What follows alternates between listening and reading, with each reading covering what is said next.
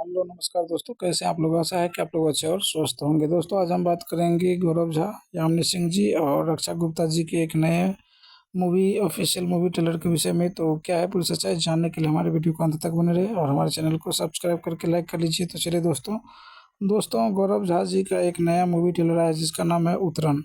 उतरन movie trailer काफ़ी अच्छा है दोस्तों। इसमें दिखाया गया हर एक पात्र काफ़ी अच्छा है दोस्तों। आप देखिएगा, गौरव झा जी, यामिनी सिंह जी हैं इसमें।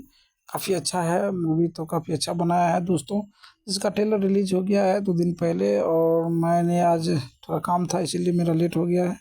तो दोस्तों आप देखना ना भूलिएगा, काफ़ी अच्छा मूवी ट्रेलर है। इसमें यामिनी सिंह जी हैं और गौरव झा जी भी हैं और सोनिया मिश्रा जी भी हैं दोस्तों। और श्री रामा प्रसाद प्रोडक्शन के बैनर के तले इस मूवी को बनाया गया दोस्तों। मूवी तो काफ़ी अच्छा है, आप देखना ना भूलिएगा। मूवी का नाम है उतरन, जो कि ट्रेलर है अभी दोस्तों, ट्रेलर आया है। तो जय हिंद दोस्तों, आप वीडियो देखें इसके लिए दिल से धन्यवाद। जय हिंद दोस्तों।